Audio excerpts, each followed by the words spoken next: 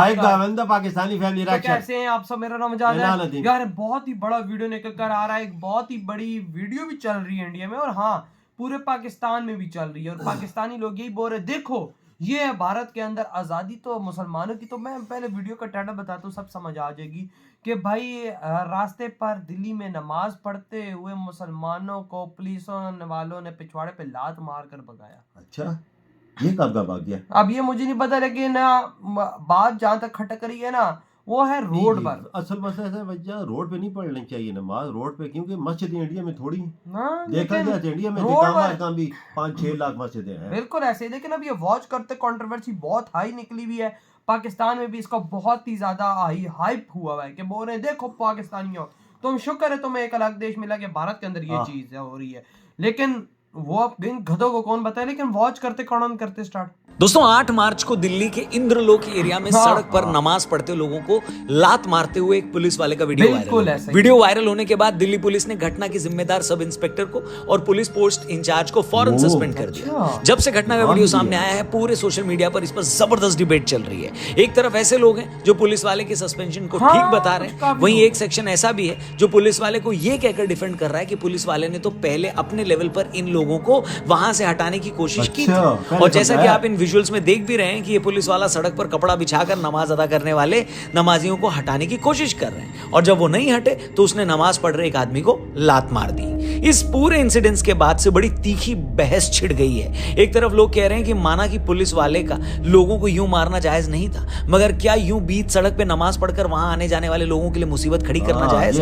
लोग ये भी सवाल कर रहे हैं कि अगर सड़क पर नमाज पढ़ने वालों से ऐसी सख्ती से निपटा जा रहा है तो फिर पुलिस ऐसी सख्ती उन लोगों के साथ क्यों नहीं करती जो बीच सड़क पे टेंट लगाकर जगराता करने लगते हैं। अगर सड़क का इस्तेमाल नमाज के लिए नहीं होना चाहिए तो फिर सावन के महीने में इसी सड़क पर कांवड़ियों के लिए विशेष इंतजाम क्यों किए जाते हैं? तो आज के इस वीडियो में हम इसी सेंसिटिव और जरूरी टॉपिक के एक एक पहलू पर बात करेंगे, और साथ ही आपको यह भी बताएंगे कि सड़क पर नमाज करने को लेकर बाकी दुनिया में क्या नियम कानून है। तो आइए शुरू करते हैं। वीडियो पसंद आए तो इसे जरूर शेयर करिएगा अपने दोस्तों यारों से, और हमारे चैनल को भी जरूर सब्सक्राइब करिएगा। नमस्कार दोस्तों, जय हिंद, मैं हूं रौनक। पिछले कुछ सालों में सड़क पर नमाज पढ़ने को लेकर काफी कंट्रोवर्सीज हुई है। 2018 में हरियाणा के गुरुग्राम में खुले में नमाज पढ़ने को लेकर काफी दिनों तक विवाद चल रहा था। विवाद से पहले टोटल 108 जगहों पर खुले में नमाज पढ़ी जाती थी, अब ये जगह कम होकर 20 रह गई है। यूपी में तो खुले में नमाज पढ़ने को लेकर सबसे ज्यादा सख्ती है। यहां कई मौकों पर ऐसा करने वालों के खिलाफ FIR तक दर्ज की गई है। 8 मार्च को दिल्ली के इंद्रलोक इलाके में भी ऐसा ही हुआ। कुछ लोग सड़क के किनारे नमाज पढ़ रहे थे, इतने में पुलिस वाले आते हैं, उन लोगों को हटने के लिए कहते हैं, और इस बीच एक पुलिस वाला किसी नमाजी पर लात मार देता है। खुले में नमाज पढ़ना सही है या नहीं है, इस पर तो हम बाद में आएंगे, लेकिन उससे पहले हम ये क्लियर कर दें कि सस्पेंडेड पुलिस वाले ने जिस तरह इस मामले को हैंडल किया वो बिल्कुल भी सही नहीं था। अगर कुछ लोग नमाज पढ़ने के लिए बैठ ही गए और नमाज अदा कर रहे हैं तो पुलिस वालों को उस वक्त रुक जाना चाहिए था। आखिर वो लोग वहां कोई क्राइम तो कर नहीं रहे थे कि उन्हें बीच में ही रोकना जरूरी था। एक बार जब वो नमाज पढ़ लेते तब उन्हें समझाया जा सकता था कि आपको बीच सड़क पे नहीं पढ़नी चाहिए, इससे ट्रैफिक पर बुरा असर पड़ता है। और ये भी कहा जा सकता था कि अगर दोबारा ऐसा करेंगे तो लीगल एक्शन लिया जाएगा। हमें ये समझना चाहिए दोस्तों कि जो स्टेट होती है ना, वो माँ बाप की तरह होती है, और जो नागरिक होते हैं वो बच्चों की तरह होते हैं। अगर बच्चे गलती भी करें तो माँ बाप को ये नहीं भूलना चाहिए कि वो हैं तो उनकी औलाद ही। बीच नमाज में अगर आप किसी को लात मार के उठाएंगे तो इससे यही मैसेज जाएगा कि स्टेट यानी पुलिस अपनी ताकत का मिसयूज कर रही है। इसलिए सस्पेंडेड पुलिस वाले ने जो किया उसे कहीं से भी जस्टिफाई नहीं किया जा सकता। अब आते हैं दूसरी बात पर, जिस पर हमेशा से डिबेट चलती है, वो ये कि क्या सड़क पर नमाज अदा करनी चाहिए। जो लोग सड़क पर नमाज पढ़ने की वकालत करते हैं उनका आर्ग्यूमेंट ये है कि जिस तादाद में मुस्लिम आबादी बढ़ी है उसके हिसाब से मस्जिदें नहीं बढ़ी। जुमे पर मस्जिदें फुल हो जाती हैं और कई बार नजदीकी मस्जिद बहुत दूर होती है, इसलिए उन्हें सड़क पर नमाज पढ़नी पड़ती है, और वो ऐसा हर रोज तो नहीं करते, सिर्फ जुमे पर करते हैं। वहीं जो लोग सड़क पर नमाज का विरोध करते हैं उनका कहना है कि ये सारी बातें बहानेबाजी हैं। कुछ लोग तो इंद्रलोक वाली घटना पर भी कहते हैं कि जहां लोग सड़क पर नमाज पढ़ रहे हैं उसके बगल में ही मस्जिद थी, उस इलाके में 6 मस्जिदें और हैं, ऐसे में ये लोग सड़क पर नमाज अदा क्यों कर रहे हैं? ये लोग आंकड़े गिनाते हुए कहते हैं कि देश में तकरीबन 6 लाख मस्जिदें हैं, मुसलमानों के 3 लाख प्रेयर हॉल्स हैं, और तो भारत की रेलवे और भारतीय सेना के बाद देश में सबसे ज्यादा जमीन मुस्लिम वक्फ बोर्ड के पास है। अगर इन सब के बावजूद कोई ये कहता है कि मस्जिद में तो जगह नहीं है या हमारे पास नमाज पढ़ने की जगह नहीं है तो वो झूठ बोल रहा है। इन लोगों का कहना है कि खुले में नमाज पढ़ना कुछ और नहीं, सिर्फ एक वर्ग का शक्ति प्रदर्शन है। अब देखिए, ये तो है दोनों साइड के आर्ग्यूमेंट। अब हम आते हैं हमारे पॉइंट ऑफ व्यू पर। तो भाई एक बात तो हम पहले भी बता चुके हैं कि इंद्रलोक में पुलिस ने मामले को जिस तरीके से हैंडल किया वो बिल्कुल सही नहीं है। लेकिन ये बात भी अपनी जगह बिल्कुल ठीक है कि चाहे कोई भी रीजन हो, आप पब्लिक प्लेस और उसमें भी प्रेयर के लिए सड़क के बीचों बीच नहीं बैठ सकते। और ऐसा नहीं है कि हम कह रहे हैं, खुद सबसे ताकतवर मुस्लिम देश सऊदी अरब में 2017 में 2 लोगों की मौत के बाद सड़क किनारे गाड़ी लगाकर नमाज पढ़ने पर 500 दिरहम का जुर्माना लगा।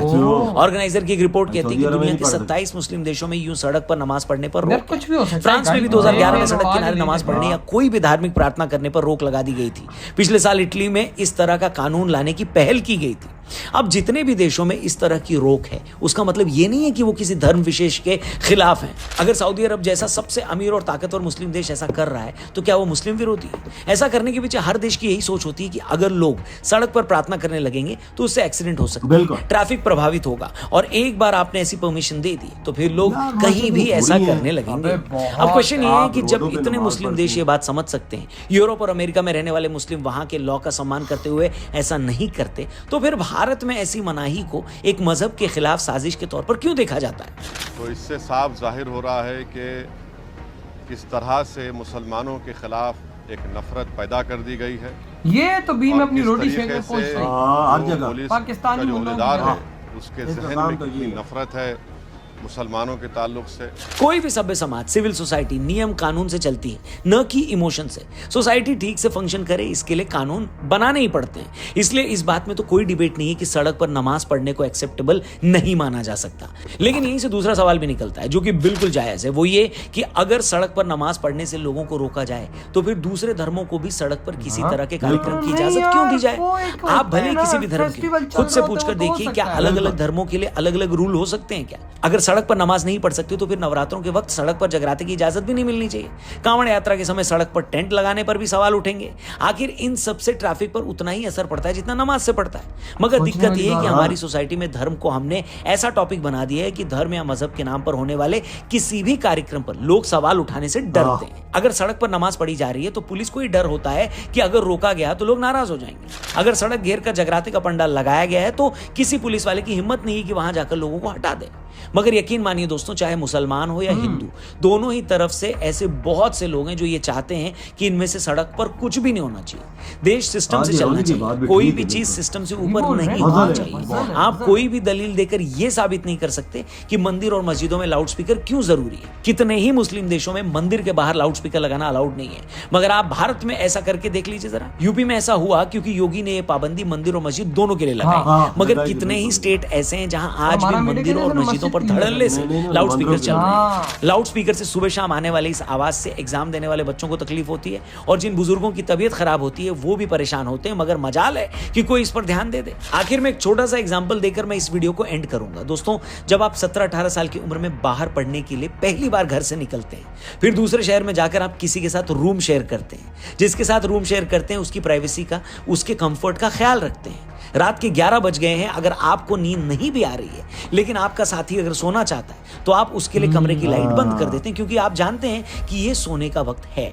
किसी रोज अगर सुबह जल्दी उठ भी गए तो आप ख्याल रखते हैं कि ज्यादा शोर न करें ताकि साथी की नींद न खुल जाए। दोस्तों, मैं पूछना चाहता हूं कि जब एक 17-18 साल के बच्चे में इतनी समझ होती है कि किसी के साथ रहो तो कैसे उसकी प्राइवेसी की रिस्पेक्ट करनी है, उसकी कंफर्ट का ख्याल रखना है, अपनी किसी हरकत से उसे परेशान नहीं करना है, तो क्या इतनी समझ उन लोगों में नहीं है जो ईश्वर को याद करने के नाम पर मंदिरों और मस्जिदों के लाउडस्पीकर चलाकर लोगों को दिन रात परेशान करते हैं, जो सड़क घेर कर अपनी इबादत के नाम पर पूरा ट्रैफिक जाम कर देते हैं? मतलब आपके लिए आपके ईश्वर की प्रार्थना ज्यादा जरूरी है और आपकी वजह से हजारों लोगों को हो रही दिक्कतों की कोई वैल्यू नहीं है। मैं पूछता हूं, क्या एक धार्मिक आदमी, एक मजहबी आदमी सच में इतना स्वार्थी, इतना सेल्फिश होकर सोचता है क्या? क्या किसी का ईश्वर या अल्लाह उससे ये चाहेगा कि मेरी खातिर तुम दूसरे लोगों को परेशान करो? बिल्कुल नहीं। मैं पूछता हूं, जब ये बात इतनी सीधी और सरल है तो फिर इन लोगों को क्यों समझ नहीं आती? उम्मीद करते हैं कि जो भी लोग ये वीडियो देख रहे होंगे और खुद इधर हुई ये वीडियो खत्म। यार टॉपिक बहुत सीरियस था वाकई में, इसमें कोई शक की बात नहीं। और ये चीज हुई है, ये पाकिस्तान में भी चीज वायरल हो रही है कि भाई पुलिस वाले ने उसको लात मारी, नमाज पढ़ा था उसको लात मारी, लेकिन वीडियो के अंदर मैंने एक चीज नोटिस की थी कि हाँ वो रोड पर पढ़ रहे थे। तो मतलब यार ये चीज नहीं होनी चाहिए रोड पर यार। पुलिस वाले ने समझाया भी उनको लोगों को कि रोड में ट्रैफिक चलती है कि आप नमाज ना अदा करें। हाँ लेकिन वही बात है कि भाई उनको जगह और कहीं नहीं मिली होगी, उन्होंने बोला भाई ए मार दे मार 4.5 रोड मिल गया भाई, रोड पे हम लोग पढ़ लेते। फिर जब उसने लाते मारी तो, लेकिन यार सरकार की तरफ से उसको सस्पेंड भी किया।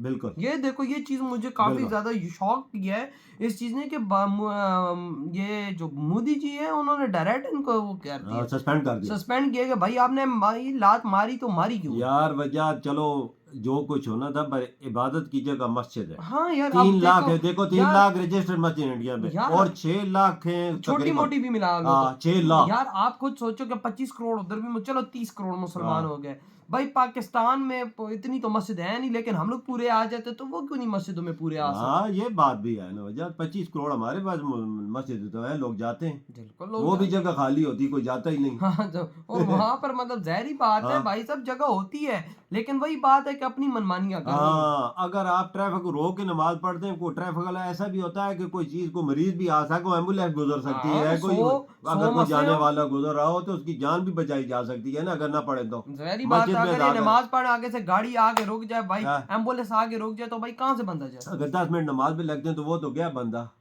ईश्वर को याद करने का, अल्लाह को याद करने का एक तरीका है कि मस्जिद में बेहतरीन तरीका ये है। बिल्कुल भाई, जिस मैंने कभी नहीं देखा हिंदुओं को, भाइयों को, यार देखो वो यात्रा चल रही होती है तो चलो वो एक मजबूरी होती है। देखो वो सड़कों पे जाओ, वो ट्रैवलिंग होती है, वो साल में 1 दफा या 2 दफा 3 दफा ट्रैवलिंग हुआ। हर जुमे को ऐसा काम हो वो तो ठीक नहीं है ना। देखो यार ट्रैवलिंग है, एक जिस तरह बड़ी रैली जाती है या यात्रा, वो बहुत सारे लोग होते हैं तो डिफरेंट डिफरेंट जगह पे ये सेटअप्स होते हैं, लेकिन ट्रैफिक को नुकसान तो उसमें नहीं होता ना।